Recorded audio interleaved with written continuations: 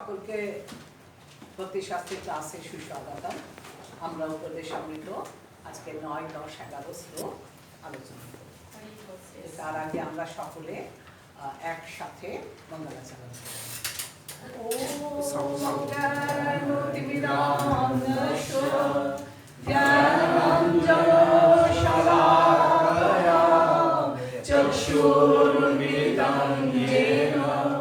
তস্मै শ্রী গুরবে নমঃ।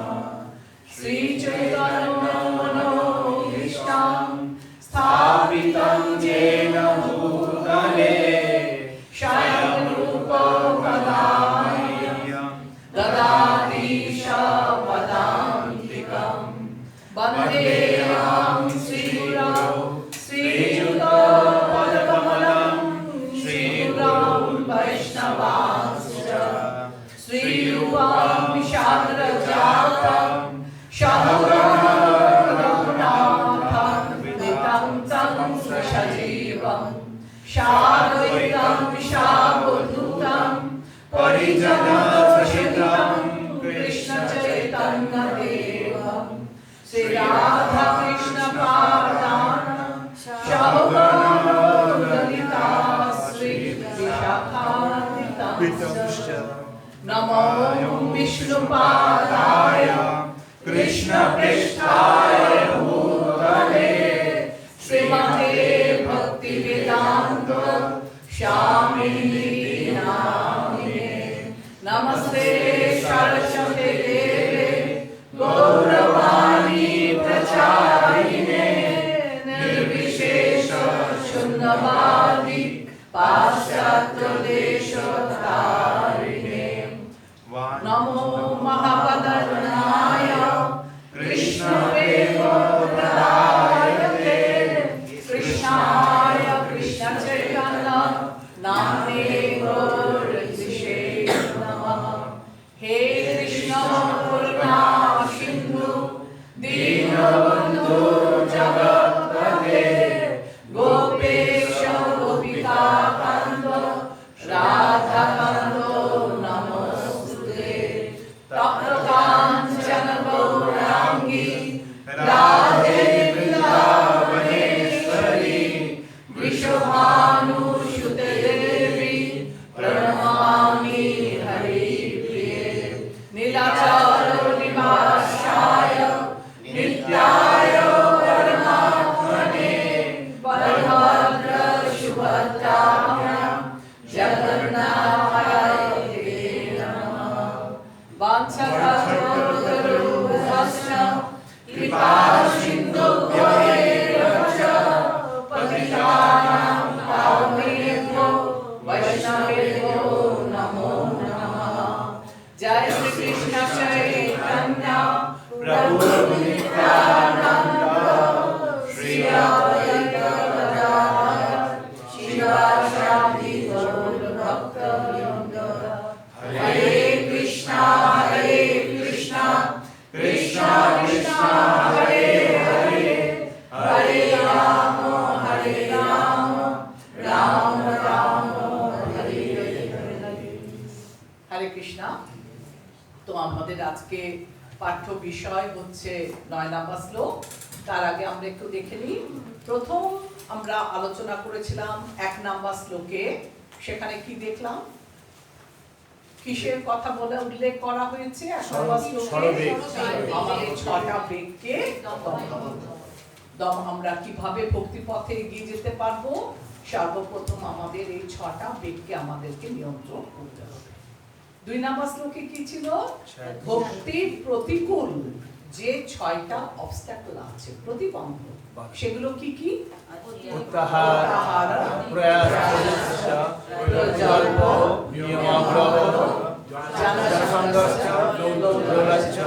এই 6টি আমাদের ভক্তির প্রতিকূল। আমরা যখন ভক্তি করব এই 6টিকে আমরা কি করব? খুব সচেতন ভাবে আমাদের জীবন থেকে আমরা ওটাকে মুছে ফেলব। এবার 3 নম্বর শ্লোকে কি আছে? ভক্তি অনুকূলে আমাদের কি কি কার্য করতে হবে। সেখানে কি কি ছিল? उत्साह निश्चय যজ্জত তৎকর্মং প্রবর্তনং সর্বত্যাগাৎ শতবৃত্তে। এই সরবীর ভক্তি প্রসিদ্ধ। এই 6টা আমাদের ভক্তিকে বৃদ্ধি করে।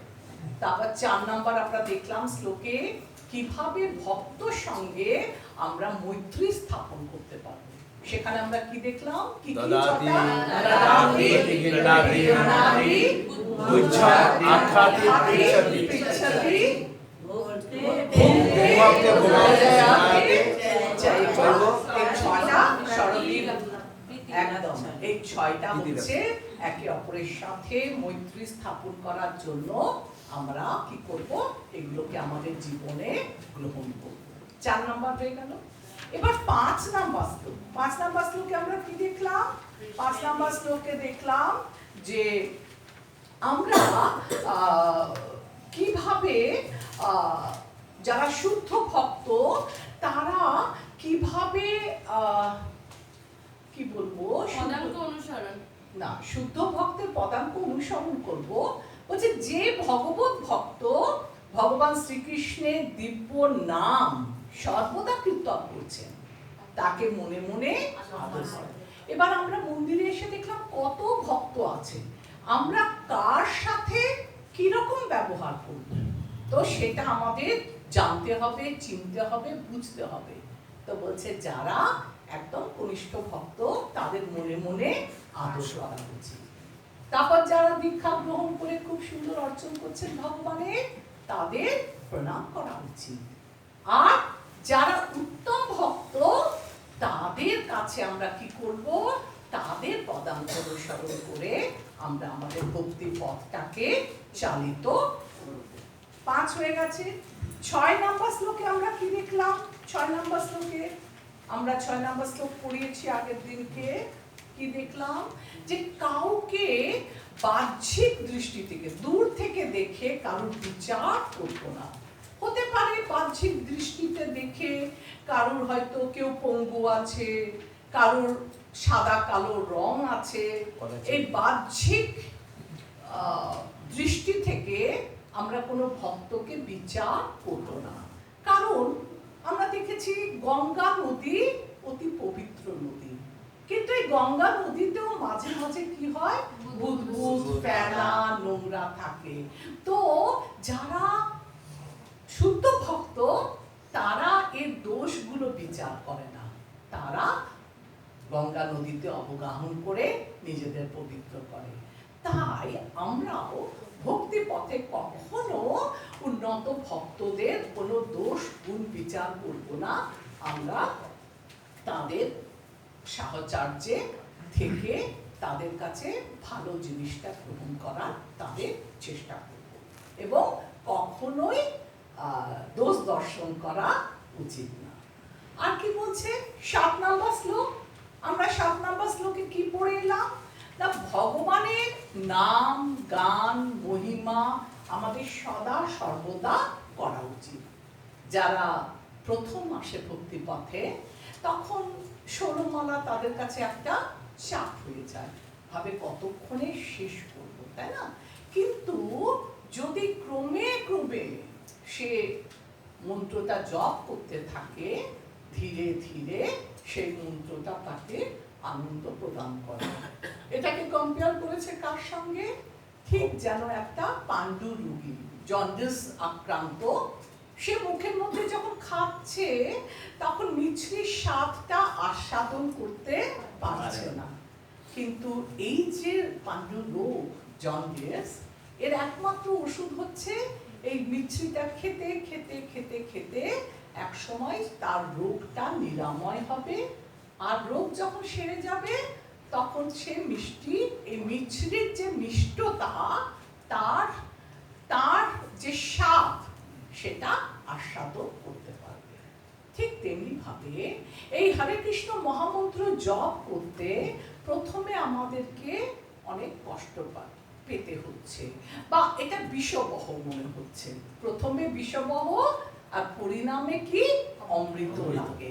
তা এই হরে কৃষ্ণ নামটা জপ করতে প্রথমে আমাদের খুব খারাপ লাগবে, কিন্তু করতে করতে করতে করতে এই যে আপনাদের ধাপ বলেছিলাম, আদর শ্রদ্ধা, সাধু সঙ্গ, অনর্থ নিবৃত্তি, তারপরে ভজন ক্রিয়া, তারপরে নিষ্ঠা, তারপর রুচি, তারপর আসক্তি, ভাব, প্রেম, ধীরে ধীরে ভক্তির শরীরে উত্থাপন করে আপনি প্রেম ও ভক্তি লাভ করবেন। একবারে কেউ পায় না। একটা ছোট্ট বাচ্চা ক্লাস 1 এ পড়ে, তাকে যদি তার বাবা ইউনিভার্সিটি নিয়ে গিয়ে ক্লাসে বসিয়ে দেয়, সে কি কিছু বুঝবে না? তাকে ওয়েট করতে হবে, প্রতীক্ষা করতে হবে। ধীরে ধীরে ধীরে ধীরে সে একদিন ক্লাস 10, 12 গ্র্যাজুয়েট পাস করার পরে ইউনিভার্সিটিতে গিয়ে সবকিছু বুঝতে পারবে। হলো? এটা কত নাম্বার শ্লোকের কথা বললাম? 7। এবার 8 নাম্বার শ্লোকে, এই 8 নাম্বার শ্লোকে আমরা কি দেখলাম? ভগবানের নাম, গুণ, লীলা আদি উত্তম রূপে নিরন্তর কীর্তন ও স্মরণ করে সময়ে সদ্ব্যবহার করতে হবে। এই উপায়ে মন জীবা ক্রমে ক্রমে ভগবত সেবায় নিয়োজিত হবে। এইভাবে ব্রজধামে বাসপূর্বক কৃষ্ণ ভক্তের আনুগত্যে ভগবান শ্রীকৃষ্ণের সেবা করা উচিত এবং ভগবানের ভক্তি সেবায় নিমগ্ন তার প্রিয় ভক্তের পদাঙ্ক অনুসরণ করে চলা উচিত। আমি আগের দিনকে আলোচনা করেছিলাম, ভগবান কাকে বেশি ভালোবাসে? যে ভগবানকে আরাধনা করে তাকে বেশি ভালোবাসে, না তার ভক্ত যে ভগবানকে আরাধনা করছে? তো বলছে ভগবানের যারা শুদ্ধ ভক্ত, সেই ব্রজে থেকে তাদের পদাঙ্ক অনুসরণ করে ভগবানের ভক্তি করলে আমরা খুব সহজেই ভগবত ধাম প্রাপ্ত হতে পারব। আজ আমরা পড়ব 9 নাম্বার, 9 থেকে 11। 9 নাম্বার শ্লোকে আমরা দেখব যে ধাম, চিন্ময় ধাম, আর এদিকে কি আছে আমাদের জড় জগৎ, চিন্ময় ধাম। এই যে ধামের যে ক্রম, কোনটা ভালো, সব থেকে বেস্ট ধাম কোনটা, এই যে চিন্ময় জগতের ক্রমবিন্যাস, এই চিন্ময় জগতের ক্রমবিন্যাসটা আজকে আমরা 9 নাম্বার শ্লোকে পড়ব। আর 10 নাম্বার শ্লোকের মধ্যে আমরা কি পড়ব? 10 নাম্বার শ্লোকের মধ্যে পড়ব কে সব থেকে শ্রেষ্ঠ সাধক। অনেকের কথা আপনারা শুনবেন, আমি আলোচনা করব। আর শেষে 9 নাম্বার শ্লোকে বললাম শ্রেষ্ঠ ধাম, 10 নাম্বার শ্লোকে আমরা আলোচনা করব শ্রেষ্ঠ সাধক। আর 11 নাম্বার শ্লোকটা 9 আর 10 কে কম্বাইন করে যে সব থেকে বড় ভক্ত আর তার ধাম কোথায়, সেটা আমরা আজকে আলোচ্য বিষয়। তো চলুন আমরা 9 নাম্বার শ্লোক খুলি। এটাকে না শ্লোকটা একটু সুর দিয়ে দেবেন, তাহলে কি হলো, একটু খটোমটো আছে, সুর দিলে মুখস্থ তাড়াতাড়ি হবে বা পড়তে বা বুঝতে সুবিধা হবে। আর এটা আপনাদের মুখস্থ নয়, তাই আমরা 1-2 বারই পড়ব শ্লোকটা, ঠিক আছে? শ্লোক নাম্বার 9। এটা হচ্ছে যে ভজনীয় স্থানের তারতম্য। আর কোন স্থানটা ভজনীয় স্থান? সবগুলোই ভজনের স্থান, কিন্তু ওদের মধ্যে উচ্চ নিচু আছে। কোনটা 1 নাম্বার, কোনটা 2 নাম্বার, কোনটা 3 নাম্বার, কোনটা শ্রেষ্ঠ, এটা আমরা এই নাম্বার শ্লোকে পড়ব। তাহলে এটা শ্লোকটা পড়ছি। বৈকুণ্ঠজনিত বরা মধুপুরী তত্রাপি রসোৎসবাৎ। বলুন, বৈকুণ্ঠজনিত বরা মধুপুরী তত্রাপি রসোৎসবাৎ। বৃন্দারণ্যমুদার পানিরমলা তত্রার্পি গোবর্ধনা। বলুন, বৃন্দারণ্যমুদার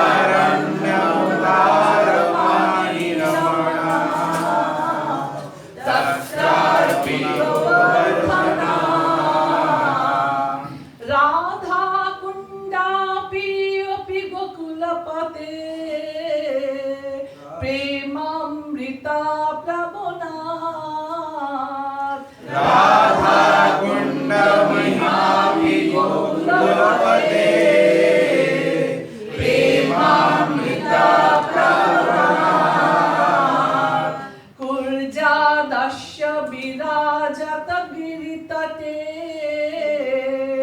সেবং বিবেকিনকা কুর্যাদস্য বিরাজত গিরিতটে সেবাং বিবেকিনকা। অনুবাদ: মথুরা নামক দিব্য স্থান ঐশ্বর্যময় অপ্রাকৃত জগৎ বৈকুণ্ঠ অপেক্ষাও শ্রেষ্ঠ, কারণ শ্রী ভগবান স্বয়ং সেখানে আবির্ভূত হয়েছিলেন। আবার বৃন্দাবনের অরণ্য মথুরা মণ্ডল অপেক্ষাও শ্রেষ্ঠ, কারণ ভগবান শ্রীকৃষ্ণ সেখানে রাসলীলায় অংশগ্রহণ করেছিলেন। এবং গোবর্ধন পর্বত বৃন্দাবন অরণ্য অপেক্ষা শ্রেষ্ঠ, কারণ তা শ্রী ভগবানের চিন্ময় হস্তের দ্বারা উত্তোলিত হয়েছিল। এই সবের ঊর্ধ্বে পরম রমণীয় রাধা কুণ্ড হল সর্বোত্তম স্থান। তার কারণ তা গোকুল রাজ শ্রীকৃষ্ণের অমৃত প্রেমের বন্যায় প্লাবিত হয়েছিল। সুতরাং এমন কোন বিবেকী ব্যক্তি কি কোথাও আছেন যিনি গোবর্ধন পর্বতের পাদদেশে অবস্থিত এমন পরম রমণীয় রাধা কুণ্ডের সেবা করতে অভিলাষী নন? তাহলে দেখুন, আমরা এই যে জড় জগৎ, আমরা সবাই মানি যে এর ঊর্ধ্বে একটা চিন্ময় জগৎ আছে। এবার এই চিন্ময় জগতে কে আছে? কি আছে? বৈকুণ্ঠ। আর এই বৈকুণ্ঠ ধাম থেকেও কাকে শ্রেষ্ঠ বলা হচ্ছে? কেন শ্রেষ্ঠ বলা হচ্ছে? না ভগবান এখানে জন্মগ্রহণ করেছিলেন। এবার বলছে মথুরা থেকেও বৃন্দাবনটা শ্রেষ্ঠ, কারণ ভগবান স্বয়ং এই বৃন্দাবনে রাসলীলা রচনা করেছিলেন। বৃন্দাবনের অলিতে গলিতে এই 12 বনে সব জায়গায় বিচরণ করে তিনি অনেক আনন্দ সকলকে ব্রজবাসীকে দিয়েছিলেন বিভিন্ন রকম লীলার মাধ্যমে। তাই বৃন্দাবন হচ্ছে মথুরা থেকেও শ্রেষ্ঠ। এবার বলছে এই যে গিরি গোবর্ধন, গিরি গোবর্ধন মানে যাকে ভগবান স্বয়ং 7 বছর বয়সে নিজের কড়ি আঙ্গুল দিয়ে কতদিন তুলে ধরেছিলেন? 7 দিন তুলে ধরেছিলেন। আর সমস্ত ব্রজবাসীকে এক স্থানে জমায়েত করে সুখে, যে আপনারা কিছুক্ষণ আগে বলছিলেন না পিকনিক তো হলো না, তো ওইটা একটা পিকনিক হয়েছিল। তো আচার্যরা বলেন যে আমাদের কয়টা রস আছে? মুখ্য রস 5টা। কি কি? শান্ত, দাস্য, বাৎসল্য। বলছে দেখুন, ব্রজবাসীরা কি করবে? সকালবেলা মা যশোদা বাচ্চাটাকে কি করলো? নন্দ বাবাকে সাজালো, গোজালো, গোচরণের জন্য রেডি করলো। তাহলে ভগবানের সেবা করার সুযোগটা কে পাচ্ছে সকালে? মা যশোদা। এরপরে টাইম হয়ে গেল, তখন সমস্ত সখারা ভগবানকে সঙ্গ দিচ্ছে, গো বৎসরা ওয়েট করে আছে কখন সময় হবে, কখন আমরা নন্দ বাবার সাথে, ছোট্ট বালকৃষ্ণের সাথে গোচরণে গিয়ে সঙ্গ, মানে আমাদের আনন্দ দেয় না, সেরকম ভালো সঙ্গ আমাদের আনন্দ দেবে, যে কখন আমরা ওই সঙ্গ পাবো। তাহলে বাৎসল্য রস তো সকালে হয়ে গেল। এবার সখ্যরা তারা ইন্তজার করে, তারা প্রতীক্ষা করে যে কতক্ষণে বেরোবে। আবার এই গ্রামের যত ব্রজবাসী নারীরা আছে না, মাতাজিরা আছে, রমণীরা আছে, তারা ভাবে কতক্ষণে আমরা দরজার বাইরে থেকে দেখব যে প্রচুর প্রচুর গাই নিয়ে আর শ্রীকৃষ্ণ তার সখার দ্বারা পরিবেষ্টিত হয়ে গোচারণে যাচ্ছে, তো তারা ওইভাবে তাকে দর্শন করে। তারপর ইন্তজার করে কারা, প্রতীক্ষা করে যখন গোবর্ধনের পর্বতে যায়, গাছের বৃক্ষ, লতা পাতা, ফুল ঘাস, নদী, জল সবাই প্রতীক্ষা করছে যে কতক্ষণে আসবে আর আমরা ভগবানের সান্নিধ্য লাভ করব। আর সেখানে আমরা দেখি কখনো কখনো রাধারানী গোপীদেরকে নিয়েও সেখানে উপস্থিত হয়। তারাও ইন্তজার করছে যে কোন ফাঁকে আমরা সমস্ত ঘর গৃহস্থকে, সমস্ত গৃহস্থের কাজ করে আমরা কি করব, আমরা কোন ফাঁকে গিয়ে শ্রীকৃষ্ণের সাথে সঙ্গ তার পাবো বা তার সাক্ষাৎ লাভ করার জন্য তারাও বেরিয়ে পড়ে। কৃষ্ণ দেখলো যে আলাদা আলাদা করে তো আমি 5টা রস আস্বাদন করছি, কিন্তু এমন একটা লীলা করব যাতে করে এই 5টা রস একই সাথে আস্বাদন করা হয়। তখন তিনি কি করলেন, গোবর্ধন লীলা করলেন। এই গোবর্ধন লীলার মাধ্যমে আমরা দেখলাম ব্রজবাসী A to Z, অবাল কি বলে, অবাল বনিতা, বৃদ্ধ বনিতা যারা আছে, অবাল বৃদ্ধ বনিতা সকলেই ভগবানের সঙ্গ একসাথে পেল। কোনো ঝগড়াঝাঁটি নেই, তুমি বেশি সঙ্গ পাচ্ছ, আমি কম পাচ্ছি, এ বেশি পাচ্ছে। এই 7 দিন আচার্যরা খুব সুন্দর টিকায় লিখেছেন যে এই 7 দিন ধরে 5টা রসকে একই সাথে আস্বাদন করে সবাইকে সময় দিয়েছিলেন। যে সবাই ওখানে খুব কষ্টে ছিল না, সেখানে রাজকীয় খাবার, রাজকীয় বাড়ি সব কিছু নির্মাণ করে খুব সুন্দর বলরাম সব কিছু প্রস্তুত করে দিয়েছিল ভেতরে, বা বলতে পারেন যোগমায়াও করেছিল সাহায্য, যাতে করে কারোর কোনো কষ্ট না হয়। তাই বৃন্দাবনের থেকেও ওই 7 দিন স্পেশাল।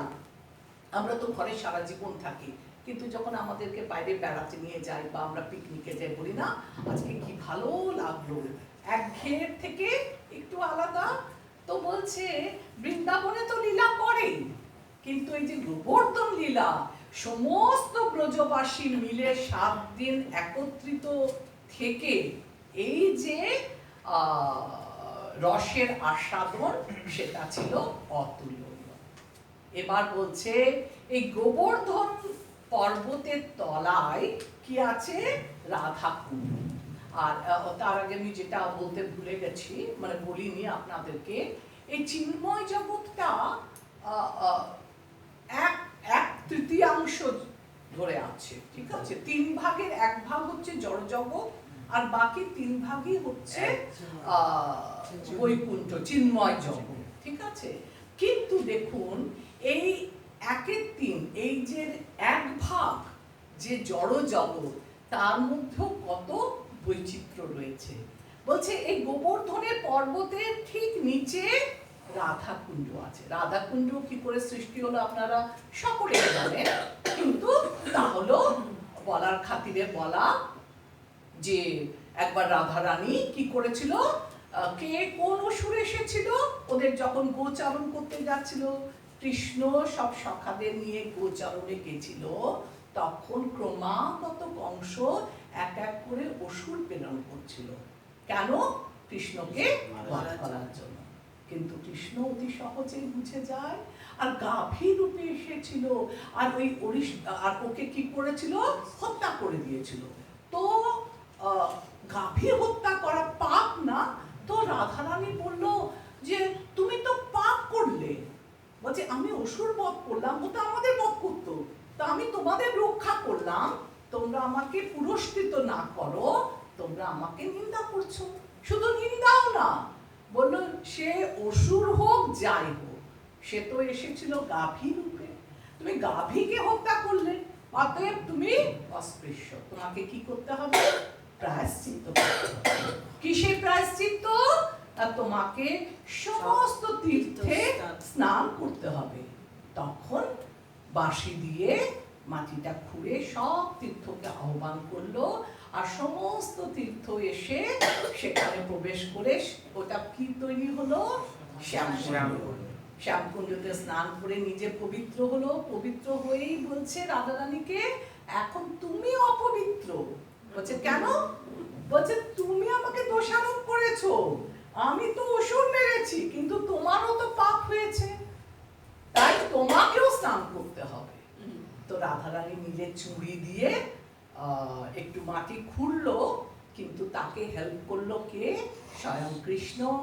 আবার সেই সমস্ত তীর্থকে নদীকে আহ্বান করলো, আর সেখানে গড়ে উঠলো কে? সেখানে গড়ে উঠলো রাধারানী। যেহেতু রাধারানী হচ্ছে শ্রীকৃষ্ণের সব থেকে প্রিয়, তাই শ্রীকৃষ্ণ এবং রাধা এই রাধা কুণ্ডতে যেহেতু তারা জলকেলি করত, আর রাধারানীর প্রিয় ছিল এই রাধা কুণ্ড, সেই সূত্রে শ্রীকৃষ্ণেরও প্রিয় হচ্ছে, সর্বপ্রিয় জায়গা হচ্ছে এই রাধা কুণ্ড। তবে এবার আপনারা স্তরটা মুখস্থ করুন তো, আমাকে একটু বলুন তো সব থেকে নিচে কে? একদম মনে করে বলবেন। সব থেকে নিচে হচ্ছে, আপনি সিঁড়ি চিন্তা করুন, আমরা সিঁড়ি দিয়ে উঠছি, সব থেকে নিচের সিঁড়িতে কে? বৈকুণ্ঠ। এটা আসবেই পরীক্ষায়, একদম মনে করে স্টেপ গুলো মনে রাখুন। সব থেকে নিচে হচ্ছে কে? তার বৈকুণ্ঠ থেকেও বেটার কে? কেন? মথুরায় ভগবান জন্মগ্রহণ করেছিলেন। আর মথুরা থেকেও বেটার কে? কেন? আবার বৃন্দাবন থেকেও বেটার কে? কেন? আর গিরি গোবর্ধন থেকেও ভালো কে? হচ্ছে কে? সেটা হচ্ছে রাধাকুণ্ড। কারণ কি? রাধাকুণ্ডে কি হয়েছিল? অমৃতগম প্রেমের বন্যা প্লাবিত হয়েছিল। একদম ঠিক। তাহলে আমরা এটা মনে রাখবো। আর স্বয়ং ভগবান চৈতন্য মহাপ্রভু এই রাধা কুণ্ড আবিষ্কার অভিলাষ করায় শ্রীল রূপ গোস্বামী এই স্থানটির ওপর বিশেষ গুরুত্ব আরোপ করেন। তাই রাধা কুণ্ডই জগতের সর্বোত্তম ভজন স্থল। আপনারা এটা পড়ে নেবেন। কি বলে? যতটুকু আপনাদের বোঝানো ছিল এটাই এর জিস্ট। এবার আমরা হ্যাঁ বলুন। ব্রজবাসীরা যখন ভগবানকে কাউজ এন্ড অল যেতে দেখতো, তা ওদের ইয়েটা কি ছিল? মানে কৃষ্ণকে দেখতে এত সুন্দর ছিল না, কেউ যদি কৃষ্ণ চোখের দিকে তাকাতো তো চোখের দিকেই তাকাতে থাকতো, তার আর নাক মুখ গাল হাত পা দেখা হতো না। কেউ যদি ওর চুল দেখতো, এত সুন্দর চুল ছিল যে ওইটা দেখতে দেখতেই ওরা কখন চলে যেত পাশ দিয়ে সেটা খেয়াল করতো না। কেউ পাটা দেখতো, পা এত সুন্দর ছিল। হ্যাঁ, তো ওই পাটা দেখতে দেখতে কখন যে সে গোপ শাখার গোবৎসদের নিয়ে পেরিয়ে গেল সেটা বুঝতে পারতো। এটা কোন রসে পড়বে? Their response to seeing him like that going. হ্যাঁ, এটা রস বলতে বাৎসল্য, এরা যদি রমণী হয় মানে মাতৃ স্নেহে তারা দেখতো ব্রজ গোপিকারা, গোপিকারা না বয়স্ক লোকেরা, আর গোপিকারা দেখতো মাধুর্য রসে, যে কখন আসবে প্রতীক্ষা করা, উৎসুক করা বা ওদের সাথে যাতা। এক একটা রস এক একটা, বয়স্ক নারী যারা মাতৃস্বরূপা তারা বাৎসল্য রসে। ঠিক আছে, তো আপনাদের এটা মাথায় থেকে গেল তো সিঁড়িটা একদম সুন্দর করে। এবার আমরা 10 নম্বর শ্লোক পড়ব। 10 নম্বর শ্লোকে আমাদের কি আছে? এই যে আমি এতক্ষণ বললাম কোন ধামটা শ্রেষ্ঠ, এবার আমরা আলোচনা করব কোন সাধক শ্রেষ্ঠ, সব থেকে ভালো। আচ্ছা মাতাজি, হ্যাঁ বলুন। এই চিন্ময় জগতের 1/3 হচ্ছে কি জড়জগৎ। হ্যাঁ, এবারে এই যে রাক্ষস ফোকস গুলো থাকে, মানে নিচের তলার যে 7টা লেভেল, এটাও কি জড়জগতের সঙ্গে? হ্যাঁ হ্যাঁ, এই দেখুন আমাদের 14টা ভুবন আছে, ঠিক আছে? আমরা আছি ভূলোকে মাঝখানে, একদম মাঝখানে। এবার আমাদের উপরে ভূলোক, ভূবরলোক, তারপর স্বর্গলোক, তারপরে মহলোক, তপলোক, জনলোক, ব্রহ্মলোক, এইগুলো পরপর 6টা। মাঝখানটাই কে? ভূলোক। ভূলোককে ধরে আর উপরে তার 6টা লোক। আর ভূলোকের তলায় যেটাকে আমরা পাতাল বলছি সেখানে 7টা লোক আছে। কি লোক ওখানে? সুতল, অতল, বিতল, সুতল, তলাতল, পাতাল, রসাতল, এইগুলো লাস্টে হচ্ছে পাতাল। এই যে লোকগুলো,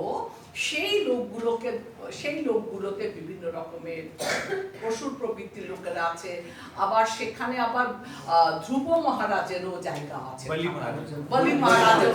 বলি মহারাজেরও থাকার জায়গা আছে, ঠিক আছে, করেছিলেন। আর তার পাহারাদার হিসেবে নিযুক্ত আছে কে?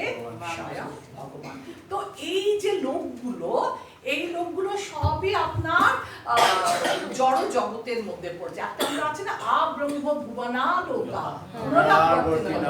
সে একটা ক্ষুদ্র পিপীলিকাই হোক আর স্বয়ং ব্রহ্মাই হোক, এরা সবাই জন্ম মৃত্যু জরা ব্যাধির চক্রে আবর্তিত হবে, কারণ এই জগতে কেউই অমর নয়। হলো? আচ্ছা, এবার আমরা এটা চলে গেল ধাম হিসেবে কে কতটা শ্রেষ্ঠ। এবার আমরা পড়ব সাধক, কোন সাধক সব থেকে শ্রেষ্ঠ। আচ্ছা, এগুলো তো এটাতে আপনাদের দেখানোর হবে না, আমি চুপচাপ আটকেছিলাম। ওই যেগুলো বললাম সেগুলোই ছবি করে সাজানো আছে, আমি এগিয়ে দিচ্ছি। হ্যাঁ, ওটা তো নেই। আচ্ছা, এইটা বলি, এটা খুব সুন্দর। বলছে চৈতন্য মহাপ্রভুর 5টা শিক্ষা। কি বলছে? রাধাকুণ্ডের শ্রেষ্ঠতা, রাধাকুণ্ডের শ্রেষ্ঠতা, হ্যাঁ ঠিক আছে, এটাতে বলা যাবে। গৌড়ীয় বৈষ্ণব ধারায় খুব সুন্দর একটা শ্রীনাথ চক্রবর্তীর একটা ইয়ে আছে, আপনারা হয়তো সবাই জানেন ওইটা। আরাধ্য ভগবান ব্রজেশ তনায় তৎ ধাম বৃন্দাবনম, রম্মা কাচি উপাসনা ব্রজ বধূ বর্গেন যা কল্পিতা, শ্রীমদ্ ভাগবতম প্রমাণ অমলম প্রেম পুমার্থ মহান, শ্রী চৈতন্য মহাপ্রভু ইদম তত্রাদরণপর। অর্থাৎ ভগবান ব্রজেন্দ্র নন্দন শ্রীকৃষ্ণ এবং তদ্রূপ বৈভব শ্রীধাম বৃন্দাবনই হচ্ছে আমাদের আরাধ্যের একমাত্র বিষয়বস্তু। আমরা তাকে আরাধনা করব, ব্রজেন্দ্র নন্দন কৃষ্ণ, আর তার ধাম কোথায়? বৃন্দাবনকে।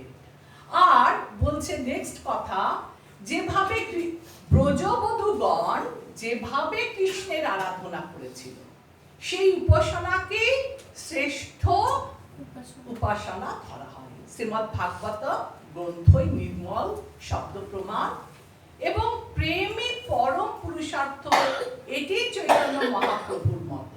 সেই সিদ্ধান্তই আমাদের পরম আদর, অন্য মতে আদর নয়। তাহলে আমরা কোন মতটাকে অবলম্বন করব? আমরা অবলম্বন করব চৈতন্য মহাপ্রভুর ধারায় আমরা আছি, চৈতন্য মহাপ্রভুর পদাঙ্ক আমরা অনুসরণ করব। রাধাকুণ্ডের অপ্রাকৃত মহিমা এগুলো ছেড়ে দিলাম, এগুলো দরকার নেই। 10 নম্বর শ্লোকটা আমরা এখন পড়ব। 10 নম্বর শ্লোকটা হচ্ছে ভক্তের তারতম্য অনুসারে ভক্ত স্তরের তারতম্য, কোন স্তরে কোন ভক্ত আছে। কি বলছে দেখুন, কর্মেভ্য পরিতো হরে প্রিয়তয়া ব্যক্তিং যুজুর জ্ঞানিনা, কর্মেভ্য পরিতো হরে প্রিয়তয়া ব্যক্তিং যুজুর জ্ঞানিনা, স্তেভ্য জ্ঞান বিমুক্ত ভক্তি পরমা প্রেমৈ কনিষ্ঠা তত, স্তেভ্য জ্ঞান বিমুক্ত ভক্তি পরমা প্রেমৈ কনিষ্ঠা তত, তেভ্যাস্তা পশুপাল পঙ্কজ দৃশ্য স্তাভ্য পিশারাধিকা, তেভ্যাস্তা পশুপাল পঙ্কজ দৃশ্য স্তাভ্য পিশারাধিকা, প্রেষ্ঠা তদ্দিয়ং তদীয় সরসি তং নাশ্রয়েৎ কাকৃতি পৃষ্ঠাদদিদয়ং তদীয় সরসি তং নাশ্রয়েৎ কাকৃতি। অনুবাদ: শাস্ত্রে উল্লেখ আছে যে সকল প্রকার সৎ কর্মনিরত পুণ্যবান কর্মীর তুলনায় চিত অন্বেষী জ্ঞানী ব্যক্তি শ্রীহরির প্রিয়। ওই সকল জ্ঞানী ব্যক্তির মধ্যে যারা অপেক্ষাকৃত উন্নত এবং যারা তাদের উন্নত জ্ঞানের মাধ্যমে মুক্তি স্তর লাভ করেছেন, তারা ভগবানের ভক্তি সেবা লাভ করতে পারেন। তিনি অন্যান্যদের তুলনায় অপেক্ষাকৃত শ্রেষ্ঠ এবং যিনি প্রকৃত কৃষ্ণ প্রেম লাভ করেছেন, তিনি ওই মুক্তিপ্রাপ্ত জ্ঞানী ব্যক্তিদের তুলনায় শ্রেষ্ঠ। কিন্তু ব্রজ নারীগণ, গোপীগণ ভক্তির অনন্য স্তরে অধিষ্ঠাতা, কারণ তারা কৃষ্ণগত প্রাণা। ওই ব্রজ নারীগণের বা গোপীদের মধ্যে আবার শ্রীমতী রাধা রানী হচ্ছেন শ্রীকৃষ্ণের অতি প্রিয়। গোপীদের মধ্যে প্রিয়তম এই গোপীটির মতো শ্রীমতী রাধা রানীর মতো তার কুণ্ড ও ভগবান শ্রীকৃষ্ণের কাছে নিগূঢ়ভাবে প্রিয়। সুতরাং এমন কে আছেন যিনি রাধা কুণ্ডের এমন অপ্রাকৃত ভাবময় পরিবেশে আশ্রয় গ্রহণ করে রাধা গোবিন্দের অষ্টকালীয় ভজন না করেন? বাস্তবিক পক্ষে যারা রাধা কুণ্ডের তীরে রাধা কৃষ্ণের ভজন সাধন করে তারা পরম সৌভাগ্যবান। তাহলে আমরা কি দেখছি? ধর্মটা আমরা সবাই পালন করি, তো ধর্মের মধ্যে কিছু বিধি আছে, কিছু নিষেধ আছে, তো আমাদেরকে বিধিটা পালন করতে হয়। কেমন দেখুন, একটা জাগতিক উদাহরণ দিচ্ছি। একটা ছোট বাচ্চা ঘরের ছাদের কার্নিশের ওপর দৌড়াচ্ছে, তো মা কি বলবে? নেমে আয়, নেমে আয়, এক্ষুনি পড়ে যাবি। বকবে তো, শীঘ্রই নেমে আয়, ওখানে পড়লে যে কোনো সময় পা স্লিপ করে নিচে পড়ে গেলে অবধারিত মৃত্যু। তো আমরা এই জড় জগতে এসেছি, মাতাকে বকবে, পানিশমেন্ট দেবে, কেন? যাতে সে আর কখনো ওই কার্নিশের উপর না চড়ে ছুটাছুটি করে, তাই জন্য পানিশমেন্ট বিধি। তেমনি আমরা ভক্তিপথে আছি, কিন্তু ভক্তিপথে আমরা সবাই কিছু দোষ করেছি, কিছু পাপ করেছি, আমরা ভগবান হতে চেয়েছি। তাই এই যে জড় জগৎ, এটাকে বলা হয় সংশোধনাগার।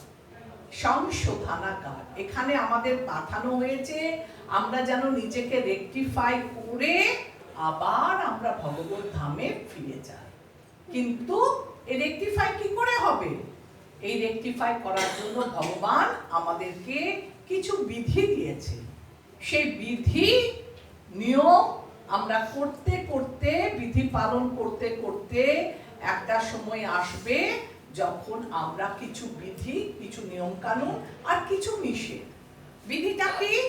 বিধিটা হচ্ছে 16 মালা জপ, বিধিটা হচ্ছে সকালে উঠে মঙ্গল আরতি করা, বিধিটা হচ্ছে সকালে ভাগবত শ্রবণ কীর্তন, 16 মালা জপ। আর নিষেধটা কি? 4 নিয়ম পালন। এই 4 নিয়মটা কি? আমিষ আহার বর্জন, নেশা বর্জন, দ্রুত ক্রীড়া বর্জন, অবৈধ সঙ্গ বর্জন।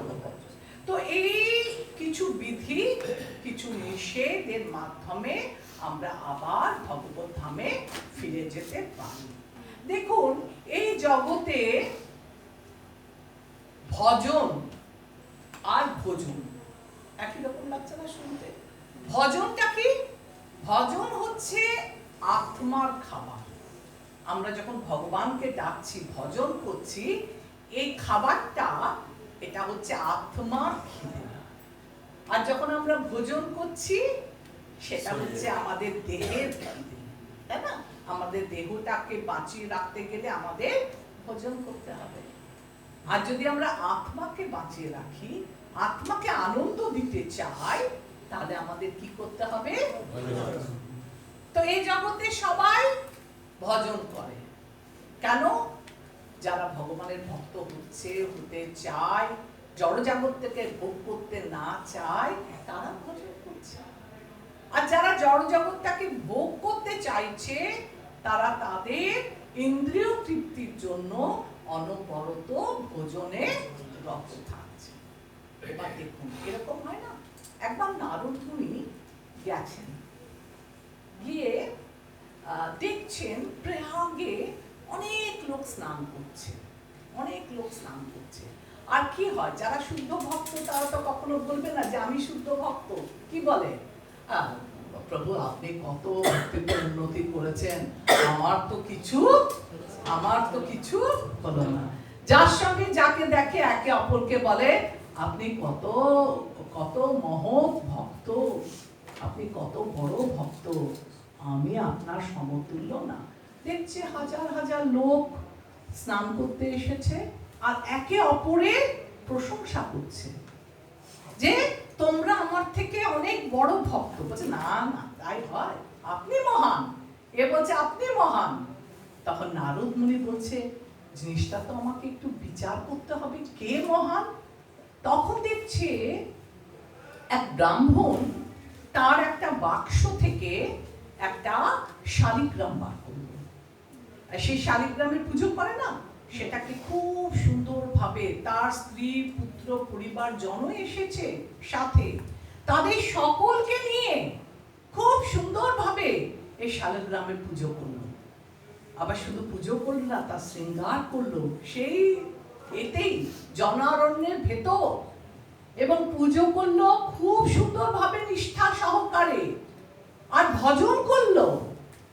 আর তার শেষে যত ব্রাহ্মণ ছিল সবাইকে প্রসাদ ভোজন করালো। তারপর ব্রাহ্মণ বাদে আরো যারা যারা ছিল সবাইকে ভোজন করালো। অবশেষে তার পরিবারের লোকজন যারা ছিল তাদের সবাইকে ভোজন করালো। আর অবশেষে সবার হয়ে যাওয়ার পরে নিজে প্রসাদ গ্রহণ করলো। এই দেখে নারদ মুনি অভিভূত হয়ে গেল, আর এসে ব্রাহ্মণকে বলল যে হে ব্রাহ্মণ, আপনি হচ্ছেন শ্রেষ্ঠ ভগবানের ভক্ত। তো ব্রাহ্মণ বলছে আমি কি ভক্ত? আমি তো একটা বাক্স, একটা শিলাগ্রাম নিয়ে ঘুরে বেড়াচ্ছি, না আছে মন্দির না আছে বিগ্রহ। আমি তো যেখানে যা পাই সেটা। যদি শ্রেষ্ঠ ভক্ত দেখতে চান, যান দক্ষিণে।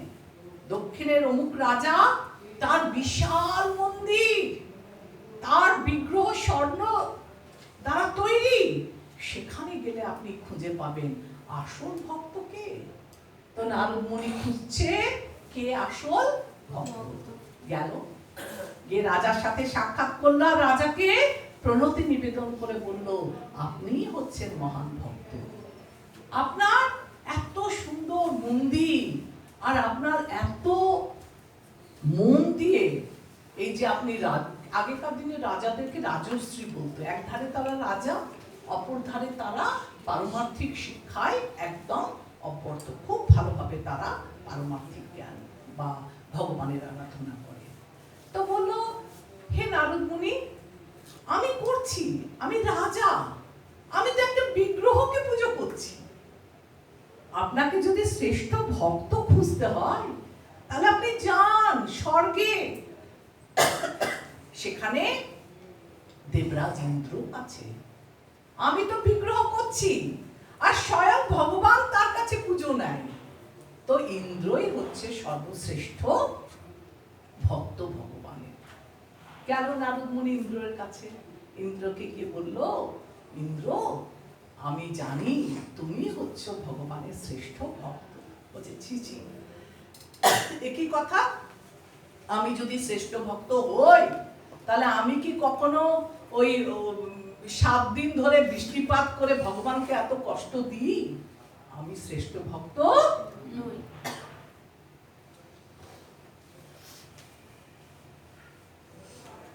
তো বলছে যদি আপনি শ্রেষ্ঠ ভক্ত দেখতে চান, যান আমার বাবার কাছে। আমার বাবাই হচ্ছে ব্রহ্মার কাছে গেল নারদ মুনি, ব্রহ্মাকে গিয়ে বলছে আপনি শ্রেষ্ঠ ভক্ত। আর আপনার বলছে হ্যাঁ আমিও তাই জানতাম, কিন্তু এই কথা বলে আমাকে আর লজ্জা দেবেন না। আমি যদি শ্রেষ্ঠ ভক্ত হই তাহলে গাভীগুলো চুরি করে ওই গুহার ভেতর ঢুকিয়ে রাখি? আমি ভগবানকে চিনতে পারিনি, আমি কি করে শ্রেষ্ঠ ভক্ত? যদি শ্রেষ্ঠ ভক্ত দেখতে যান, যান দেবাদিদেব মহাদেবের কাছে, উনি শ্রেষ্ঠ ভক্ত। নারদ মুনি আবার গেলেন কোথায়? দেবাদিদেব মহাদেবের কাছে। কি বলছেন? প্রভু আপনি ভগবানের শ্রেষ্ঠ ভক্ত। আমি বহু জায়গা ঘুরে এলাম, কিন্তু পরিণামে একটাই কনক্লুশন যে আপনি হচ্ছেন শ্রেষ্ঠ ভক্ত। তো দেবাদিদেব মহাদেব বলে আমি শ্রেষ্ঠ ভক্ত? না না না, তোমার ভুল হচ্ছে। আমি কেন? যাও বৈকুণ্ঠতে, ওইখানে গিয়ে দেখো কে শ্রেষ্ঠ ভক্ত। মাতা পার্বতী ছিল পাশে, বলে হ্যাঁ ও যা লক্ষ্মী দেবী আছেন ওখানে, ওরাই শ্রেষ্ঠ ভক্ত। যে যেতে যাবে আস্তে আস্তে করে শিব কানে কানে বলে দিল নারদের যাওয়ার আগে একবার ধ্রুব মহারাজের কাছে যাবে। কারণ কি এই ধ্রুব আর প্রহ্লাদ এই দুটো শিশু, এরাই হতে পারে শ্রেষ্ঠ ভক্ত, তুমি একবার এদের কাছে যাও। তো এরা বৈকুণ্ঠ না গিয়ে নারদ মুনি প্রথমেই প্রহ্লাদ মহারাজের কাছে গেল। প্রহ্লাদ মহারাজ বলছে আমি আর কি শ্রেষ্ঠ ভক্ত? আমি তো একটা ছোট বাচ্চা, ভালো করে শুধু ভগবানকে স্মরণ করেছিলাম, আমি তো বিগ্রহ আরাধনাও করতে পারিনি, আমি তো সেইভাবে ভগবানের নাম গান জপ ভজন কিচ্ছু করতে পারিনি, আমি কি করে শ্রেষ্ঠ ভক্ত হবে? ধ্রুব মহারাজ বলল আমি তো কিছুই জানতাম না গুরুদেব, আপনি আমায় যেমন বলেছেন আমি ওইটুকুই করেছি, আমি শ্রেষ্ঠ ভক্ত হতে পারি না। তখন বলল তাহলে কোথায় যাব? বলল দেখুন আমরা, প্রহ্লাদ মহারাজ বলল আমরা তো ক্ষণিকের জন্য ভগবানের নাম স্মরণ করেছি, কিন্তু যারা সব সময় ভগবানকে পেয়েছে তারা হচ্ছে সেই পাণ্ডব। আপনি পঞ্চ পাণ্ডবের কাছে যান, তাদের সাথে ভগবান ছিলেন আর তাদের ভক্তির কাছে ভগবান পরাভূত হয়েছে। তো পঞ্চ পাণ্ডবের কাছে গেল, তো পঞ্চ পাণ্ডব বলল ভগবান এসেছিলেন আমাকে সঙ্গ দিয়েছে, এটা তো খুব ভালো কথা, কিন্তু ভগবান আমার বাড়িতে গেস্টের মতো এসেছে, এসেছে যুদ্ধ হয়েছে আবার ফিরে চলে গেছে, সব সময়ের জন্য তো আসেনি, আমাদের সাহচর্য দিয়েছে, কিন্তু এই লোকের বাড়িতে যেমন অতিথি আসে আপ্যায়ন করে সেরকম এসেছে, আমরাও করেছি, তারপর তুমি আমার, তো সারাক্ষণ কোথায় ছিল ভগবান? বললো যাও দ্বারকা, দ্বারকাতে ভগবান রাজত্ব করছেন, ওখানেই উনি থাকছেন, তাহলে দ্বারকাবাসী হবে শ্রেষ্ঠ ভক্ত। দ্বারকায় গেল নারদ, বলল কে শ্রেষ্ঠ ভক্ত? আপনাদের এখানে আপনারাই শ্রেষ্ঠ ভক্ত, ভগবানের সান্নিধ্য অহরহ আপনারা পাচ্ছেন। আর দ্বারকাবাসী বলল আমাদের মধ্যে শ্রেষ্ঠ ভক্ত হচ্ছে উদ্ধব। তো উদ্ধব বলছে হ্যাঁ হ্যাঁ আমিও তাই ভাবতাম আগে যে আমি হচ্ছি শ্রেষ্ঠ ভক্ত, কিন্তু আমার এই ভুল ধারণা, আমার এই অহংকার কখন মুছে গেল? যখন ভগবান আমাকে বৃন্দাবনে পাঠালো। এই গোপীদের দেখে, গোপীদের যেভাবে ভগবানের প্রতি নিষ্ঠা, যেভাবে ভগবানের প্রতি প্রেম, সেই দেখে আমি নিজেকে যে ভক্ত মনে করতাম, যে ওনার জামা কাপড় আমি পরি, ওনার উচ্ছিষ্ট খেয়ে আমি মানুষ হয়েছি, ওনাকে ছাড়া আমার চলে না, কিন্তু যে মুহূর্তে আমি গোপীদের প্রেম দেখলাম সেই মুহূর্তে আমি সরে এলাম, না আমি শ্রেষ্ঠ ভক্ত নই। আর গোপীদের কাছে যখন গেল, গিয়ে দেখে এই গোপীদের মধ্যে শ্রেষ্ঠ কে? শ্রীমতী রাধা। রাধারানী। তো নারদ মুনি ঠিক করলেন যে এই যে সাধনা স্তর, এই সাধনা স্তরে সব থেকে উচ্চ স্তরে কে বসে আছে? রাধারানী। রাধারানী। কারণ তিনি কিভাবে ভগবানকে ভালোবাসেন, তার প্রেমটা কতখানি, তার প্রেমের স্বাদ কি, সেটা জানার জন্য ভগবান রাধা রানীর অঙ্গকান্তি আর রাধা রানীর ভাব নিয়ে এই কলিকালে কি রূপে অবতীর্ণ হলেন? মহাপ্রভু চৈতন্য মহাপ্রভু রূপে আবির্ভূত হলেন। তাহলে এই রাধা রানীর প্রেমের কাছে আর কেউ দাঁড়াতে পারল না। তাহলে আমরা এই 10 নম্বর শ্লোকে কি পড়লাম, কি বুঝলাম? যে শ্রেষ্ঠ সাধক কে? তো আমাদের কি দেখলাম? আমাদের মধ্যে শ্রেষ্ঠ সাধক হচ্ছে কে? রাধা রানী। আচ্ছা, এটা আমাদের ক্লিয়ার। এবার এই শ্লোকে যেটা বলেছে একটুখানি অন্যভাবে দেখুন। আমি একটা আমি শুনেছি যে গোপীদের মধ্যে গোপীরা যে শ্রেষ্ঠ আমরা বলি, দ্য প্রুফ ওয়াজ দ্যাট একবার নাকি ভগবান মানে শিবে ছিলেন আর মাথা খুব ধরেছিল।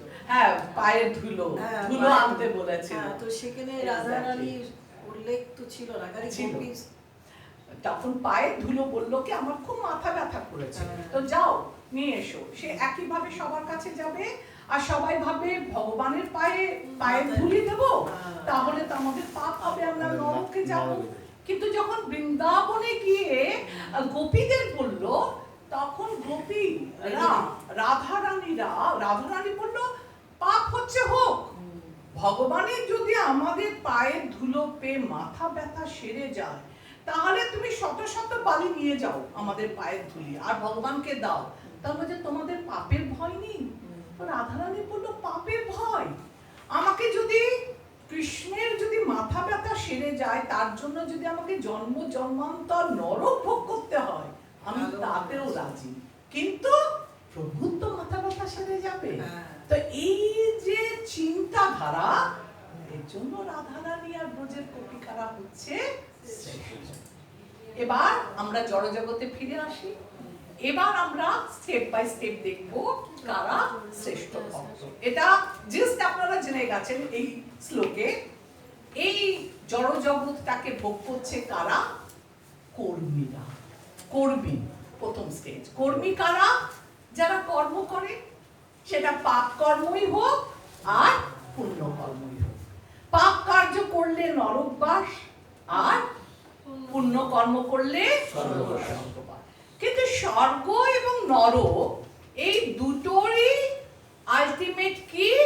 এই দুটোরই ফল হচ্ছে একদিকে আপনার পুণ্যের থলি, একদিকে পাপের থলি। যখন পুণ্যের থলি শেষ হয়ে যাবে, স্বর্গ থেকে আবার তোমাকে এই পৃথিবীতে নেমে আসতে হবে।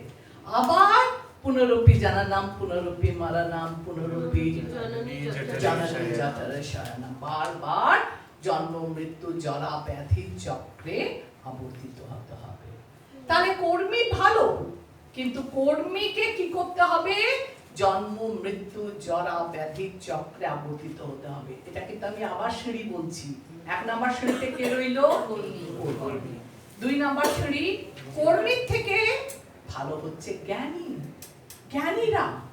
জ্ঞানীরা কি করে? এরাও ভগবানকে খুঁজছে, এরাও ভগবানের জন্য জ্ঞান অর্জন করছে। ভগবান বলছে না, বহুনা জন্ম নামান্তং জ্ঞানবান প্রপদ্যতে বাসুদেব শাবম ইতি সামাহাত্মা। বহু জন্মের পর যারা যথার্থ জ্ঞানবান ব্যক্তি, আমাকে সকল কারণের কারণ জেনে, পরম কারণ জেনে এরা আমার চরণে প্রপত্তি করে। এইরকম মাহাত্মা সত্যি জগতে দুর্লভ। প্রকৃতপক্ষে তিনি প্রকৃত জ্ঞানী, যিনি ভগবানের পাদপদ্মে আত্মোৎসর্গ করে, এবং এমন মহাত্মা খুব বিরল। তাহলে প্রথম স্টেজে কে ছিল? 1 নাম্বার সিঁড়িতে কে দাঁড়িয়েছিল? দ্বিতীয় সিঁড়িতে জ্ঞানী। এবার 3 নাম্বার সিঁড়িতে জ্ঞানীর থেকেও শ্রেষ্ঠ হচ্ছে ভক্ত। ভক্ত কেন? কারণ ভক্তর আর অন্য কিছু নেই, ভক্তি মুক্তি সিদ্ধিকামী সকলে অশান্ত।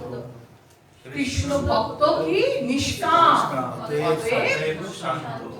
তাহলে ভক্তি মুক্তি, ভক্তি মানে যারা এই জগৎকে ভোগ করতে চায়, মুক্তি মানে জ্ঞানীরা যারা মৃত্যুর পর ব্রহ্মজ্যোতিতে বিলীন হয়ে যেতে চায়। ভক্তি মুক্তি সিদ্ধিকামী, সিদ্ধিকামী কারা? যারা যোগীরা হৃদয়ের অন্তরে ভগবানকে দর্শন করে নানা রকম সিদ্ধিতে পারদর্শী হয়ে এখানেও নিজেদের কিছু স্বার্থ থেকে যায়, তাহলে এরা সবাই অশান্ত। কৃষ্ণ ভক্ত নিষ্কাম, অতএব শান্ত। 3 নম্বর শ্রেণীতে কে রইল? ভক্ত। এরপর হচ্ছে এই ভক্তদের আবার প্রকারভেদ আছে, যে ব্রজের যারা ব্রজ গোপীগণ তারা হচ্ছে ভক্তের চূড়ামণি, অর্থাৎ তাদের যে ভক্তি তার কাছে অন্য কেউ আর লাগে না। তারা কি করে? এটা খুব সুন্দর, একটু লাইনটা পড়ছি, হ্যাঁ শুনুন আপনারা। ব্রজের গোপীগণ শ্রী ভগবানের সর্বোত্তম ভক্ত, কারণ শ্রী ভগবানকে তুষ্ট করা ছাড়া তাদের জীবনের অন্য কোনো লক্ষ্যই নেই। ভগবত সেবার বিনিময়ে গোপীগণ ভগবানের কাছে কিছু প্রত্যাশা করে না। এমনকি শ্রী ভগবান যদি কখনো তাদের কাছ থেকে দূরে চলে যায়, তাদের অনেক দুঃখ কষ্ট দেয়, তথাপি তারা শ্রী ভগবানকে ভোলেন না। তাই শ্রীকৃষ্ণ বৃন্দাবন ত্যাগ করে মথুরা যাত্রা করলে গোপীগণ দুঃখে কাতর হয়ে সারা জীবন কৃষ্ণ বিরহেই অতিবাহিত করেন। সুতরাং এক অর্থে তারা কোনোদিনই কৃষ্ণ সঙ্গ থেকে বিচ্যুত হননি, কারণ কৃষ্ণকে চিন্তা করা আর কৃষ্ণকে স্মরণ করা আর কৃষ্ণের সঙ্গ করা, এই সবের মধ্যে কোনো প্রভেদ নেই। আর একটা খুব ইম্পর্টেন্ট জিনিস, চৈতন্য মহাপ্রভু মতে বিপ্রলম্ব সেবায়, বিপ্রলম্ব সেবাটা কি? বিরহের মধ্যে যে কৃষ্ণ প্রেম, অর্থাৎ বিরহে কৃষ্ণ চিন্তা প্রত্যক্ষ কৃষ্ণ সেবা অপেক্ষা বহু গুণে শ্রেয়। আপনি সামনে সামনে কৃষ্ণকে সেবা করছেন, আর আপনি দূরে দুঃখী হয়ে কৃষ্ণের বিরহে কৃষ্ণ চিন্তা করছেন, সেটা হচ্ছে সর্বোত্তম। আবার সকল গোপীদের মধ্যে শ্রীমতী রাধা রানীর প্রধানতমা। শ্রীমতী রাধা রানীর কৃষ্ণ ভক্তি অদ্বিতীয়, এমনকি স্বয়ং শ্রীকৃষ্ণ পর্যন্ত রাধা রানীর ভক্তি ভাব উপলব্ধি করতে অসমর্থ ছিলেন।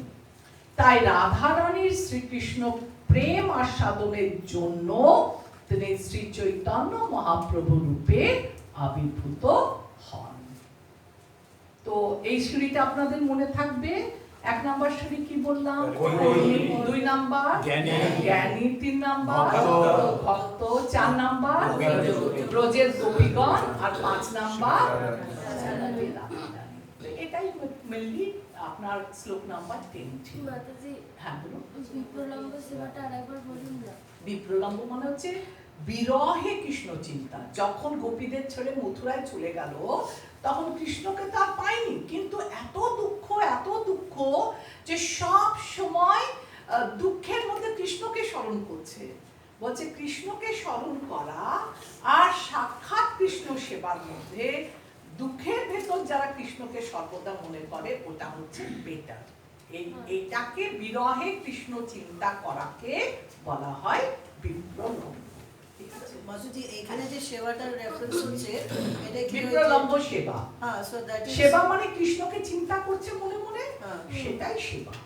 আর দুঃখে যে কৃষ্ণ চলে গেছে, তাই জন্য বলছে এই যে বিরহে কৃষ্ণ চিন্তা আর কৃষ্ণকে সেবা আর কৃষ্ণকে সঙ্গে ডাইরেক্ট থাকা, এগুলোর মধ্যে কোনো ফারাক নেই। বরঞ্চ বিরহে যেটা কৃষ্ণকে চিন্তা করছে, কৃষ্ণের দুঃখে কাতর হয়ে ক্রন্দনরত অবস্থায় গোপীরা যখন কৃষ্ণের চিন্তা করে, সেইটা হচ্ছে বিপ্রলম্ব সেবা।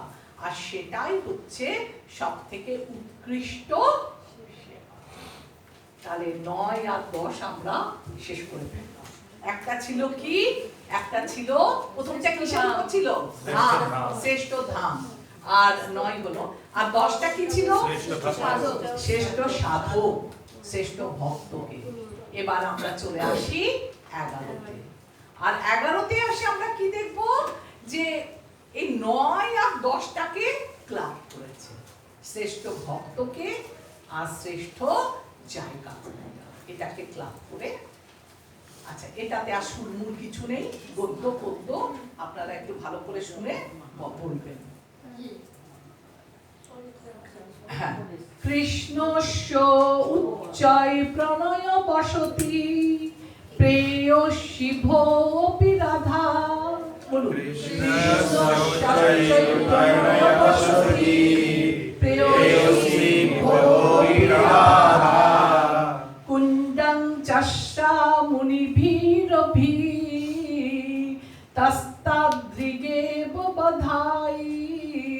কুণ্ডং চাষ্টা মুনিভিরভি তস্তাদ্রিগেব বধাই। ঠিক আছে, এরপরে দুটো শ্লোক। যাত্রেষ্ঠৈরপলম সুলভং কিং পুনর্ভক্তি ভজাং।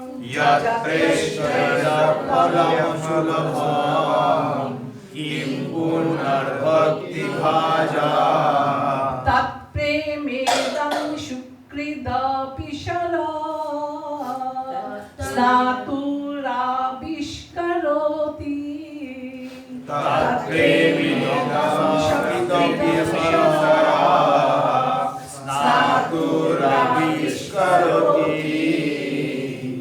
অনুপাত। শ্রীমতী রাধা রানী শ্রীকৃষ্ণের ব্রজভূমির প্রেমময়ী গোপালিকাগণের মধ্যে শ্রেষ্ঠা, এবং তার সরোবরও তারই মতো শ্রীকৃষ্ণের অতি প্রিয়। শাস্ত্রে মুনিগণ এই রূপে বর্ণনা করেছেন। এমনকি এই রাধাকুণ্ড মহান মুনিগণেরও দুর্লভ বস্তু, সুতরাং সাধারণ ভক্তের নিকট তা প্রকৃতই দুর্লভ। সুতরাং কেউ যদি সেই পবিত্র সরোবরের একবার অবগাহন করেন, তাহলে তার অন্তরে ভগবত প্রেমে উদয় হয়।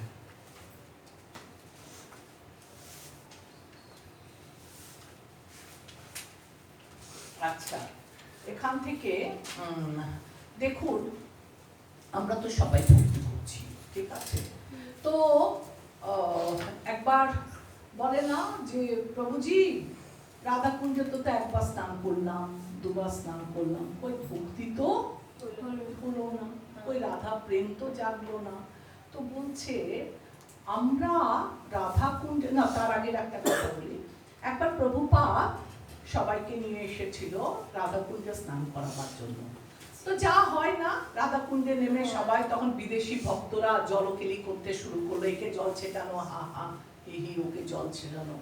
তো প্রভুপাদ কিছু বলেনি তখন। ওপরে যখন উঠেছে সবাই পরে বলল, এর পরের বার থেকে আর কেউ রাধাকুঞ্জে তোমরা না যাবে। কেন না, তোমাদের চেতনাটা যতক্ষণ না পরিশুদ্ধ হবে ততক্ষণ রাধাকুঞ্জে নেমে স্নান করা উচিত না। রাধাকুঞ্জে নামার আগে তীরে বসে, ঘাটে বসে তোমাকে রাধারানীকে স্মরণ করতে হবে, তোমার চেতনাটাকে সেই পর্বে নিয়ে যেতে হবে, শ্রদ্ধা ভক্তি সহ সেই কুঞ্জে স্নান করতে হবে। তবে আর আমাদের চেতনাটা এখনো তো অত উন্নত মানের নয়, তাই প্রভুপাদ এখানে আমাদের চেতনাটাকে বাড়াবার জন্য, উন্নত করার জন্য আগে শাস্ত্র অধ্যয়ন করে নিজেদের চেতনাটাকে উন্নত করে তারপর রাধাকুণ্ডে স্নান করা উচিত বলে বর্ণনা করেছে। আরেকটা কথা বলছে, একটা লোহার কি বলে, লোহার দণ্ড বা লোহার শিক, যাই হোক, সেটাকে যদি আমরা আগুনের মধ্যে ডুবিয়ে রাখি, তাহলে সেটা দুদিন পরে কি হয়ে যায়, কিছুক্ষণ পর, দুদিন পরে কিনা, কিছুক্ষণ পরে আগুনের সংস্পর্শে থেকে ওর রংটাও লাল হয়ে যাবে। আপনি আপনার বাড়ির সাঁড়াশি বা কিছু একটা আগুনের, কাঠের আগুন বা চুলার আগুনে ডুবিয়ে দিন, কিছুক্ষণ পরে ওই লোহাটাও লাল রং আকার ধারণ করবে। বললো আজ আমরা ভক্তিপথে কনিষ্ঠ, হ্যাঁ, কিন্তু আমরা যদি ভক্ত সঙ্গে থাকি, থাকতে থাকতে থাকতে তার এত জোর ভক্ত সঙ্গে, যে এত শক্তি, যে ভক্ত সঙ্গে থাকতে থাকতে আমাদেরও একদিন লোহার স্বরূপ আমাদের এই জড় দেহটা সম্পূর্ণরূপে ভক্তে, শুদ্ধ ভক্তে পরিণত হতে আমরা পারবো। তাই ভক্ত সঙ্গ বলছে রাধা কুণ্ডে, বলছে রাধা কুণ্ডে যদি স্নান করতে নাও পারা যায়, তাহলে রাধা কুণ্ডের তীরে বসবাস করে ভগবানের ভজনা করা অতি আবশ্যক। তো শিষ্যরা প্রভুপাদকে বলছে, প্রভুপাদ যদি আমরা বৃন্দাবনে তো যাওয়া সম্ভব হয় না, তো সারা জীবন যদি বৃন্দাবনে বসে আমরা রাধাকুণ্ডে ভগবানের সেবা করি, তাহলে আমাদের জন্মটা তো বৃথা হয়ে গেল, আমরা তো যেতে পারছি না। তখন প্রভুপাদ বলেছিল, মন মন বৃন্দাবন, যেখানে ভগবানের পুজো হচ্ছে, যেখানে আমরা ভগবানের নাম গান জপ করছি, সেই স্থানটাই বলেন। একবার নারদ মুনি ভগবানকে জিজ্ঞাসা করেছিল যে তুমি কোথায় থাকো? বলেছে নাহং তিষ্ঠামি বৈকুণ্ঠে জগিনাং হৃদয়ে বনা মদ্ভক্ত যত্র গায়ন্তি তত্র তিষ্ঠামি নারদ। আমি আমি আমি বৈকুণ্ঠেও থাকি না, আমি ভক্তযোগীদের হৃদয়েও বিরাজ করি না। আমার ভক্ত যেখানে গুণগান করে, আমার নাম গান লীলা কথা যেখানে আলোচনা করে, আমি সেই স্থানে বাস করি। এবার দেখুন বৃন্দাবনটাকেও সাধুগুরু বৈষ্ণবরা বৃন্দাবন কাকে বলে? এই যে আমাদের বৃন্দাবনের সাধন ভজন করতে এইখানের আমাদের বারবার একটা এই যে শ্লোকটা বললেন না, হ্যাঁ, এই শ্লোকটা কোথা থেকে বললেন? ভাগবত। আমি বলে দেবো মাথায়, যেটা তো মুখস্থ বলেছি, মানে এর সঙ্গে থেকে বলেছি, দেখে আমি বলে দেবো তোমাকে এটা। হ্যাঁ, নারায়ণ কৃষ্ণ আমি বৈকুণ্ঠে ভাগবতেই থাকতে আশা করছি। তো কোথায় কত নাম্বার শ্লোক এগুলো ইতিমধ্যে বলতে পারবো না, একটু দেখে পাবে, ঠিক আছে? আচ্ছা, ভাগবতেই আছে, কিন্তু কোন খণ্ডে কোন স্কন্ধে আর কেটে এটা মনে নেই। তাহলে আমরা আজকে কি কি আলোচনা করলাম? প্রভুপাদের ভক্ত বললাম, আমাদের ভক্তিতে উন্নতি হচ্ছে না, কি করে আমাদের ভক্তিতে আমাদের উন্নতি হবে? তখন বললো ভক্তিতে উন্নতি করতে গেলে আমাদের শুদ্ধ ভক্তের সঙ্গ লাভ করতে হবে।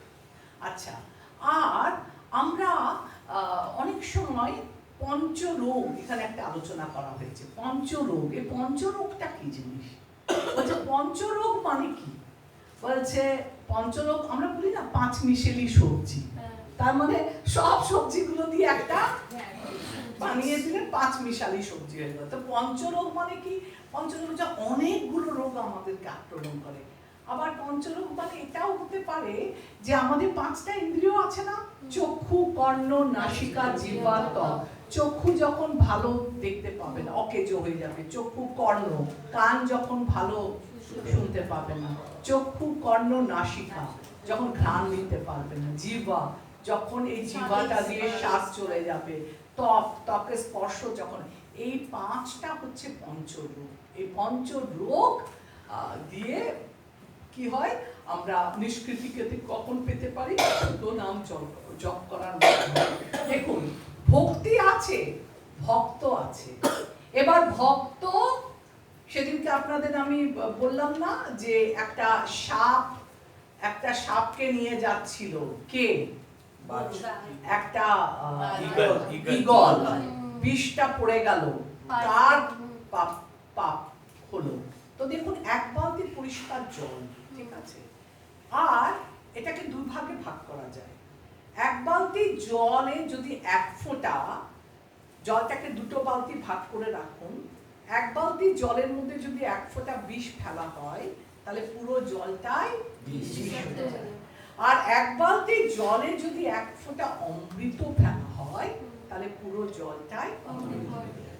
তাই এই সৎসঙ্গ অসৎসঙ্গ, আপনি যদি সৎসঙ্গে বাস করেন তাহলে ভক্ত সঙ্গে বাস করলে কালক্রমে একদম ঠিক মরচে পড়া লোহা যেমন ধীরে ধীরে চুম্বককে আকর্ষণ করতে থাকে, তার সমস্ত মূর্ছেটা সরে গিয়ে ঠিক তেমনি ভাবে আপনি যদি অসৎ সঙ্গে বাস করেন, অভক্ত সঙ্গ করেন, তাহলে একদিন আপনি যতই স্বচ্ছ থাকুন এই লোহায় কিন্তু মূর্ছে পড়ে যাবে। আর কর্মী জ্ঞানীটা বোঝালাম, কর্ম করছে ইন্দ্রিয় উপভোগ করার জন্য, আর জ্ঞানীরা কর্ম করছে ভগবানকে সন্তুষ্ট করার জন্য। তবে কর্মকাণ্ড জ্ঞানকাণ্ড এ সবই হচ্ছে বিষয় ভাণ্ড, এগুলো কিন্তু আসল নয়। তাহলে কর্মী, জ্ঞানী, তার উপরে ভক্ত, তার উপরে ব্রজবাসীগণ, লাস্টের শ্রেণীটা কি ছিল? তো এই ছিল আমাদের মোটামুটি আজকের আলোচ্য বিষয়।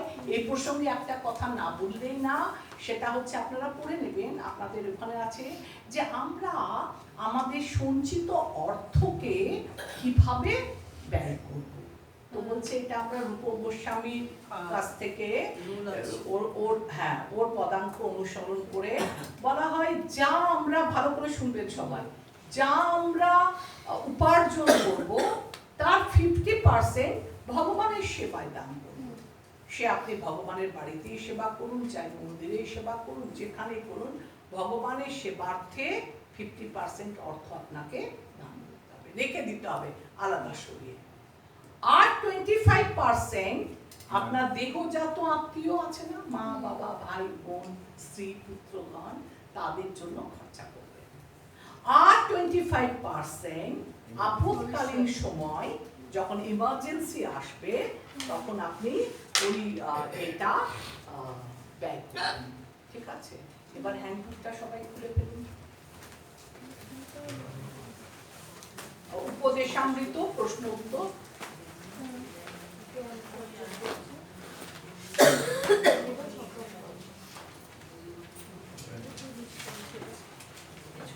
পেজ নাম্বার কত? 74 কত? 74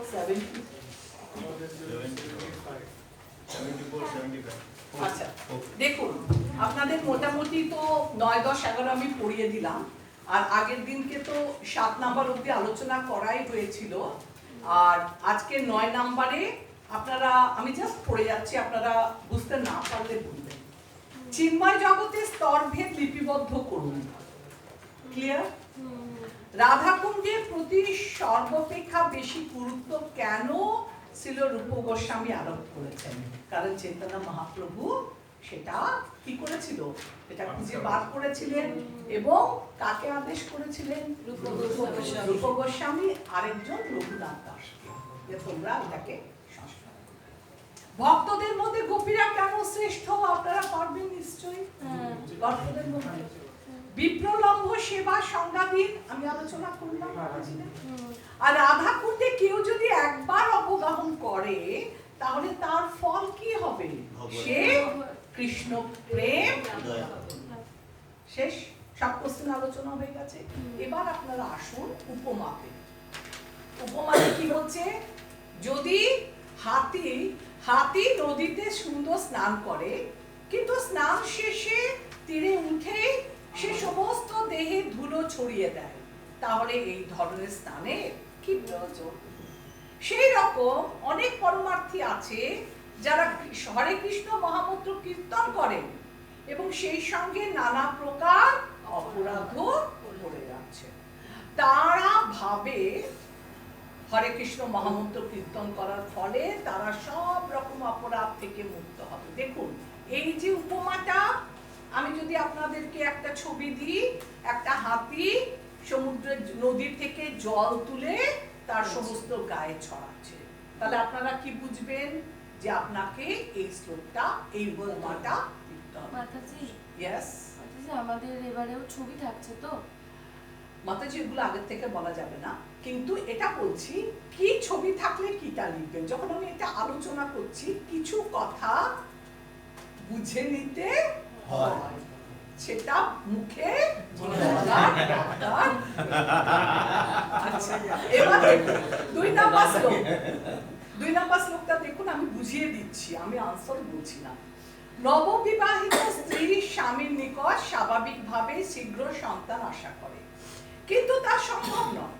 স্বামীর কাছে অবশ্যই আত্মসমর্পণ করতে হবে, তাহলে সে নিশ্চিত গর্ভবতী হবে, একদিন গর্ভবতী হয়ে একদিন সন্তান লাভ করবে।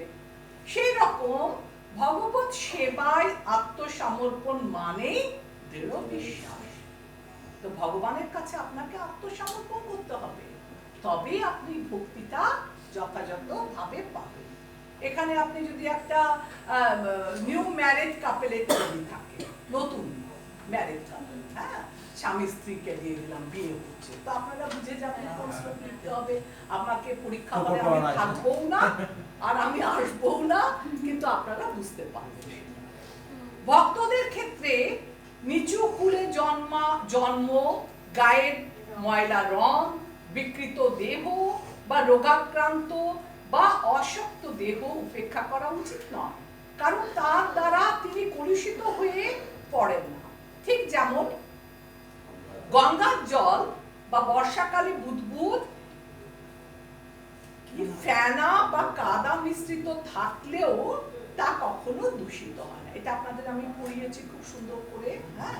আর এখানে আরেকটা আছে, একটি মস্ত হস্তি বিপর্যয় আনতে পারে, বিশেষ করে সে যখন একটি সুসজ্জিত বাগানে প্রবেশ করে। সেই জন্য প্রত্যেককে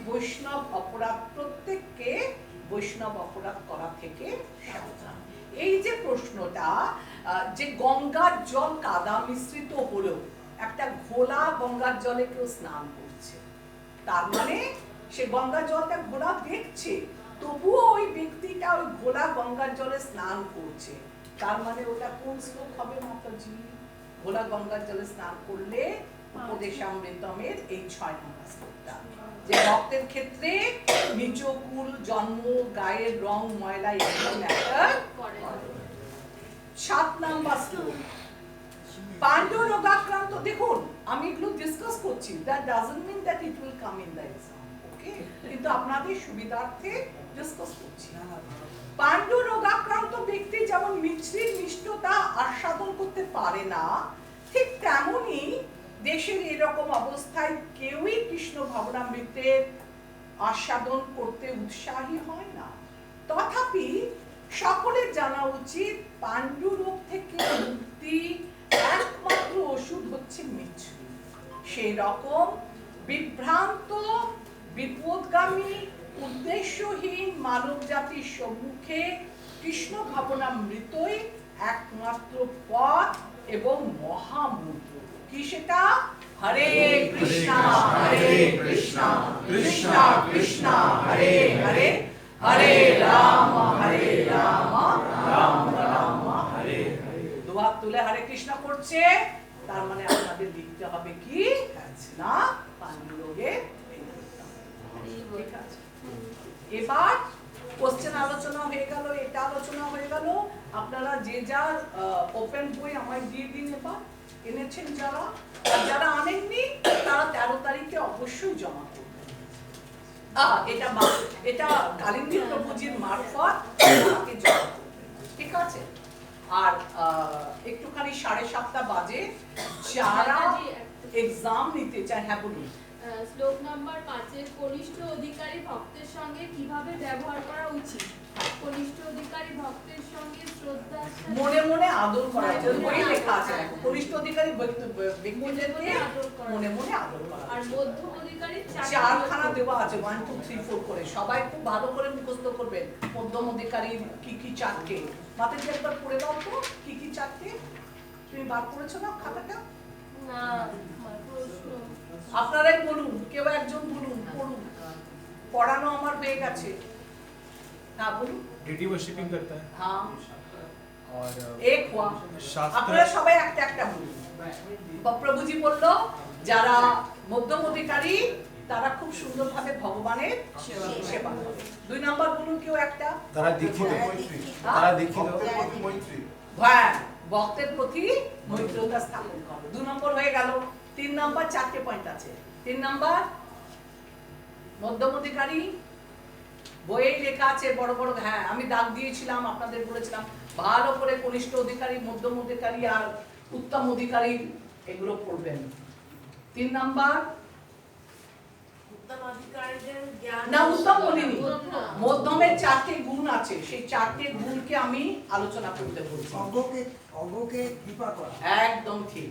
এরা যারা তার থেকে নিচে আছে, নিচে মানে যারা কনিষ্ঠ তাদেরকে কি করে? মধ্যম অধিকারী কৃপা করে। 3টে বলে দিয়েছেন। 4 নাম্বার ভগবান বিদ্বেষীদের থেকে দূরে দূরে থাকে। আর শাস্ত্র সম্বন্ধে তাদের এত জ্ঞান নেই, বিতর্ক করতে পারে। এটা কিন্তু একদম ভালো করে সবাই পড়বে। এবং এবার বেশি লিখতে তো নেই, আপনাদের প্রশ্ন উত্তরগুলো লিখবেন 1 লাইন 2 লাইন 1 লাইন 2 লাইন। একটু বড় আছে নববিধা ভক্তিটা বলেছিলাম, আর একটা বড় কি আছে এই যে আপনারা এখন আলোচনা করলেন, কি বললাম? মধ্যম অধিকারী 4টে ভক্ত, 4টে ভক্ত না 4টে লক্ষণ কি কি, এটা করবেন ভালো করে। আর কি আছে এটাও বড় আছে, কোনটা বলো? যে রাধা কুণ্ডের প্রতি সর্বাপেক্ষা বেশি গুরুত্ব কেন শ্রীলরূপ গোস্বামী আরোপ যখন কোশ্চেনটা আসে না মাতাজি, তখন ডান দিকে তাকিয়ে দেখবে কত নম্বর আছে। যদি দেখো 2 আছে, 2 লাইন লিখলে কি 4 লাইন লিখলে তোমাকে প্যারা লিখতে হবে না 2 নম্বরের জন্য, ঠিক আছে? অল্প অল্প সবগুলোতে 1 লাইন 1 লাইন। মাতাজি খুব ভালো আনসার লিখে। এই কি নামটা জানো? বৃন্দা মাতাজি, তাই না? ভাগ্যরাধা। ভাগ্যরাধা, হ্যাঁ। মাতাজি আনসারগুলো খুব সুটেবল লেখে, খুব সুন্দর সুন্দর লেখে। তো মাতাজি এবার এগুলো নিশ্চয়ই আপনি করে ফেলেছেন, এত করে বাকি রেখেছে, কেউ বাকি রেখেছেন করতে, সবারই মনে হয়ে গেছে। কিন্তু আপনারা শ্লোকটা কি, প্রভুজি আমি কি 9 o'clock ইউ ক্যান এটা বন্ধ করতে পেরে যাবেন, আমাদের ব্রেক আছে না? তো আমরা চলুন একবার করে নিই, অফ করে দিন। হরে কৃষ্ণা কৃষ্ণা কৃষ্ণা কৃষ্ণা হরে হরে, হরে